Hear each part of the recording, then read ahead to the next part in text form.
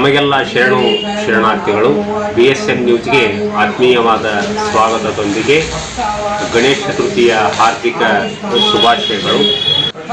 1894ರಲ್ಲಿ ಬಾಲಗಂಗಾಧರ ತಿಲಕ್ ಅವರು ಬ್ರಿಟಿಷರ ವಿರುದ್ಧ ದಂಗೆ ಎದ್ದು ಹಿಂದೂಗಳನ್ನು ಸಂಘಟನೆ ಮಾಡುವುದಕ್ಕೋಸ್ಕರವಾಗಿ ಗಣೇಶ ಹಬ್ಬವನ್ನು ಸಾರ್ವಜನಿಕವಾಗಿ ಆಚರಿಸಲು ಕರೆ ಕೊಟ್ಟಿದ್ದರು. ಭಗವದ್ಗೀತೆಯನ್ನು ಉಲ್ಲೇಖಿಸಿ ದಬ್ಬಾಳಿಕೆ ಮಾಡುವವರನ್ನ ಹತ್ಯೆಗೈದರೆ ಯಾವುದೇ ಪಾಪ ಬರುವುದಿಲ್ಲ ಎಂದು ಅವರು ಒತ್ತಿ ಹೇಳಿದರು. ನಂತರ ಮಹಾಭಾರತದಲ್ಲಿ ಶ್ರೀಕೃಷ್ಣನು ಅರ್ಜುನನಿಗೆ ಹೇಳಿದ ಉಪದೇಶಗಳನ್ನು ಈ ಹೋರಾಟಕ್ಕೆ ಬಳಸಿಕೊಂಡರು. ಮರಾಠಿ ಹಾಗೂ ಕೇಸರಿ ಪತ್ರಿಕೆಗಳಲ್ಲಿ ಉಗ್ರ ಲೇಖನಗಳನ್ನು ಇಂಗ್ಲಿಷರ ವಿರುದ್ಧ ಬರೆದರು. ಇದರ ಬೆನ್ನಲ್ಲೇ ಚೌಪೇದಾರ್ ಸಹೋದರರಿಬ್ಬರು ಬ್ರಿಟಿಷ್ ಅಧಿಕಾರಿಗಳನ್ನು ಹತ್ಯೆಗೈದರು.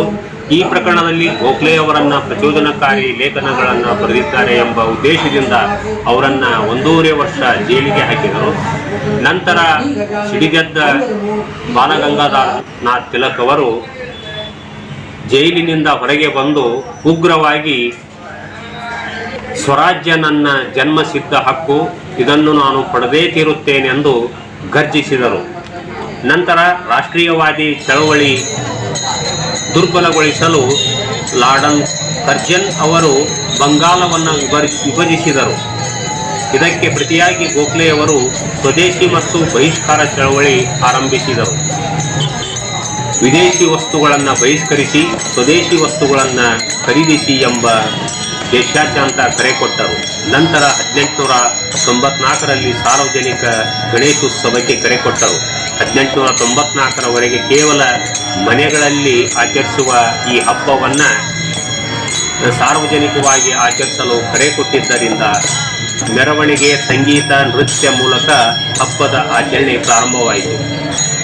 ಇಂದು ಬ್ರಿಟಿಷರ ವಿರುದ್ಧ ಹಿಂದೂಗಳನ್ನು ಸಂಘಟಿಸುವ ಉದ್ದೇಶವೇ ಬಾಲಗಂಗಾಧರ ತಿಲಕ್ ಅವರ ಉದ್ದೇಶವಾಗಿತ್ತು. ಇದರಲ್ಲಿ ಅವರು ಯಶಸ್ವಿ ಕೂಡ ಆಗಿದ್ದಾರೆ. ಅಂದಿನಿಂದ ಇಂದಿನವರೆಗೂ ಗಣೇಶ ಹಬ್ಬವನ್ನು ಯುವಕರು ಸಂಘಟಿತರಾಗಿ ಗಲ್ಲಿಗಳಲ್ಲಿ ಸಾರ್ವಜನಿಕ ಗಣೇಶ ಮೂರ್ತಿಯನ್ನು ಪ್ರತಿಷ್ಠಾಪಿಸಿ 5 ದಿನ, 11 ದಿನ, 9 ದಿನ, 21 ದಿನಗಳವರೆಗೆ ಪ್ರತಿಷ್ಠಾಪಿಸಿ ಅನೇಕ ಸಾಂಸ್ಕೃತಿಕ ಕಾರ್ಯಕ್ರಮಗಳನ್ನು ಏರ್ಪಡಿಸಿ ಕೊನೆಗೆ ಗಣೇಶ ವಿಸರ್ಜನೆಯ ದಿನ ಅನ್ನ ಸಂತರ್ಪಣೆಯನ್ನು ಏರ್ಪಡಿಸಿ ಗಣೇಶನ ಒಂದು ಹಬ್ಬವನ್ನು ಇಡೀ ದೇಶಾದ್ಯಂತ ಆಚರಿಸುತ್ತಾರೆ. ಹಲೋ ಶ್ರೀ ಗಜಾನನ ಮಹಾರಾಜ್ ಕಿ ಜೈ. ವಿಡಿಯೋ ಇಷ್ಟವಾದರೆ ಲೈಕ್ ಮಾಡಿ, ಕಮೆಂಟ್ ಮಾಡಿ, ಸಬ್ಸ್ಕ್ರೈಬ್ ಮಾಡಿ ನಮ್ಮನ್ನು ಪ್ರೋತ್ಸಾಹಿಸಬೇಕೆಂದು ತಮ್ಮಲ್ಲಿ ವಿನಂತಿ.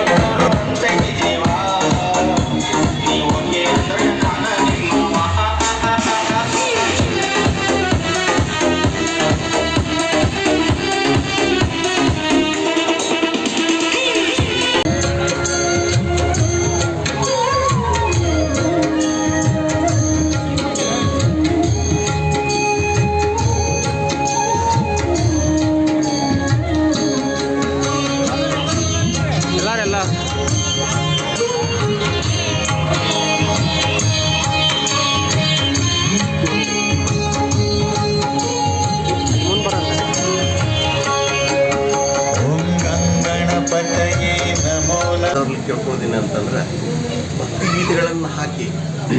ಭಕ್ತಿಗೀತೆಗಳನ್ನು ಹಾಕಿ ಮೆರವಣಿಗೆ ಮಾಡ್ಕೊತ ಬರ್ತೀವಿ. ಇದು ಸ್ವಲ್ಪ ಮದ್ಯಪಾನ, ಗುಟ್ಕ ಮತ್ತು ಧೂಮಪಾನವನ್ನು ಬಿಟ್ಟು ಮೆರವಣಿಗೆ ಟೈಮ್ದಾಗ ಅವನ್ನೆಲ್ಲವೂ ನಿಷಿದ್ಧ ಮಾಡಿ ಚೆಂದಾಗೆ ಒಂದು ಭಕ್ತಿಗೀತೆಯಿಂದ ಮೆರವಣಿಗೆ ಮಾಡಬೇಕು. ಇವತ್ತು ಪ್ಯಾಟ್ಯಾಗ ನೋಡ್ರಿ ನೀವು, ಹಿಂದಿಂದ ಇವತ್ತಿಂದ ವ್ಯಾಪಾರ ಯಾವ ನಮೂನಿ ಆಗೈತಿ ಅಂತಂದ್ರೆ ಭಾಳ ದೊಡ್ಡ ಪ್ರಮಾಣದಾಗ ವ್ಯಾಪಾರ ಆಗೈತಿ. ವರ್ಷ ಏನು ನಡೀತಿತ್ತು ವ್ಯಾಪಾರ, ಅದಕ್ಕಿಂತನೂ ವಿಜೃಂಭಣೆಯಿಂದ ಹಬ್ಬ ಆಚರಣೆ ಮಾಡಾಕತ್ತಾಳ. ಇದು ಹಿಂದೂ ಮುಸಲ್ಮಾನ್ ಕೂಡಿ ಬಾಂಧವ್ಯದಿಂದ ಮಾಡೋಂಥ ಹಬ್ಬ ಇದು. ಯಾಕಂದ್ರೆ ನಿನ್ನೆ ನೋಡ್ರಿ, ಮುಸಲ್ಮಾನರಿಗೂ ಸಾಕಷ್ಟು ಮಂದಿಗೆ ವ್ಯಾಪಾರ ಆಗಿದೆ, ಅವ್ರು ದಂಧೆ ಮಾಡ್ತಾರೆ ಇರಲಿ. ಅದಕ್ಕೆ ಮುಸಲ್ಮಾನರಲ್ಲಿಯೂ ನಾನು ಏನು ಕೇಳ್ಕೊಳ್ಳೋದು ಅಂತಂದ್ರೆ, ಹನುಮನದಿಂದ ತಾವು ಸೇವಾ ಮಾಡಬೇಕು ಗಣಪತಿಗೆ. ಈ ಹಿಂದುತ್ವ ಮುಸಲ್ಮಾನಕ್ಕೆ ಇದನ್ನು ಬಿಟ್ಟು ಜಾತಿ ಭೇದ ಭಾವನ ಬಿಟ್ಟು ನೀವು ಭಾಳ ಚೆಂದಾಗೆ ಎಲ್ಲರೂ ಕೂಡ ಹಿಂದೂ ಮುಸಲ್ಮಾನರು ಮಾಡಬೇಕಿದೆ ಹಬ್ಬ. ವಿಸರ್ಜನೆ ಮಾಡೋ ಹೊತ್ತಾಗ ಸದ್ಯಕ್ಕೆ ಅಷ್ಟರ ವ್ಯಾಪಾರ ಇರ್ತೈತಿ ಮುಸಲ್ಮಾನ್ ಬಾಂಧವರಿಗೆ. ಅದಕ್ಕೆ ನಾನು ಏನು ಕೇಳ್ಕೊಳ್ಬೇಕಪ್ಪ ಅಂದರೆ ಜಾತಿ ಭೇದ ಭಾವನೆ ಬಿಟ್ಟು ಚಂದಗೆ ಒಂದು ಹಬ್ಬಾಚರಣೆ ಮಾಡೋದು. ಇದು ಆಗಲಿ, ದೀಪಾವಳಿ ಆಗಲಿ, ಬನ್ನಿ ಮುಡಿಯೋದು ಆಗಲಿ, ದಸರಾ ಆಗಲಿ ಮಾಡಬೇಕು. ಇದು ಎರಡೂ ಮಂದಿ ಕೂಡಿ ಮಾಡುವಂಥ ಒಂದು ಹಬ್ಬ ಅಷ್ಟು ಹೇಳ್ತೇನೆ. ಇನ್ನು ನಮ್ಮ ಚಾನೆಲ್ಗೆ ಸಬ್ಸ್ಕ್ರೈಬ್ ಆಗಿಲ್ಲ ಅಂದ್ರೆ ಇಲ್ಲಿರುವ ಸಬ್ಸ್ಕ್ರೈಬ್ ಬಟನ್ ಅನ್ನು ಪ್ರೆಸ್ ಮಾಡಿ ಹೆಚ್ಚಿನ ಅಪ್ಡೇಟ್ಸ್ ಪಡೆಯೋದಕ್ಕೆ.